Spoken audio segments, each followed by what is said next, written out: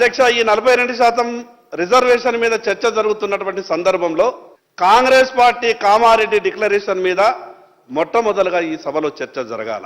ఈ రాష్ట్ర బీసీలందరినీ కూడా కాంగ్రెస్ పార్టీ ఒక విధమైనటువంటి మాటలతో కేవలం ఒకే విషయాన్ని తెర మీదకి తెచ్చి మిగతా విషయాలన్నిటి కూడా కనుమరుగయ్యే విధంగా ఒక గ్లోబల్ ప్రచారాన్ని నిర్వహించేటటువంటి పరిస్థితి కనిపిస్తా ఉన్నది. 42% బీసీలకు రిజర్వేషన్ ఇవ్వాల్సిందే.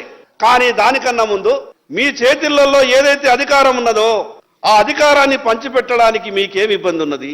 అధ్యక్ష, ఈ రాష్ట్రంలో కాంగ్రెస్ ప్రభుత్వం ఏర్పడి 22 నెలలు అయిపోయింది. కామారెడ్డి డిక్లరేషన్ తర్వాత గొప్పగా ఈ రాష్ట్ర బీసీలంతా కూడా ఆశపడ్డారు. గతంలో కొన్ని పార్టీలు బీసీలని మోసం చేసినాయి.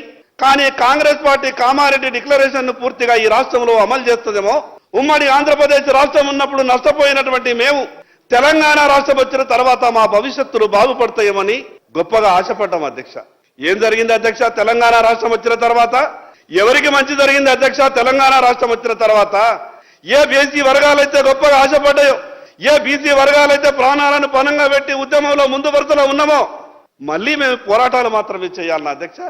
ఈ నిర్ణయానికి ఈ చర్చలు కాదు అధ్యక్ష కావాల్సింది. అధ్యక్ష, ముందు మనం చట్టసభల వరకు రావాలా, స్థానిక సంస్థలలో మనము 42% తీసుకోవాలా. దానికి సంబంధించి ఇంకా బలోపేతం కావడానికి ఏ నిర్ణయాలు తీసుకోవాలి అధ్యక్ష? ఒకసారి మనం బయటపడ్డాక ఖచ్చితంగా రాబోయే రోజులలో అన్ని విషయాలలో కూడా 42% రిజర్వేషన్ తీసుకోవడానికి అవకాశాలు వస్తాయి అధ్యక్ష. మనం రావాల్సింది స్థానిక సంస్థల్లో బలపడాలా. మనం అక్కడ ఇక్కడ మధ్యలో భారతీయ జనతా పార్టీ అధికారంలో ఉంది అధ్యక్ష.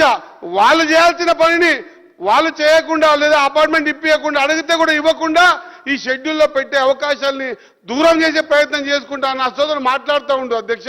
ఒక బీసీ మంత్రి పట్టుకొని ఈ విధంగా అనడం వల్ల చులకన అవుతాం అధ్యక్ష.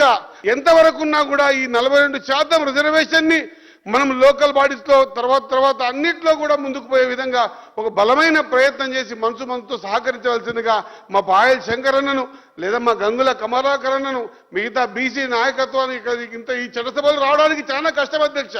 ఆ అనుభవంతో చెప్తా ఉన్న అధ్యక్ష, ఈ చట్టసభలు ఈ స్థానానికి రావడానికి ఒక బీసీ బిడ్డ మళ్ళొక జన్మ ఎత్తినంత ఇబ్బంది పడాల్సి వస్తుంది అధ్యక్ష.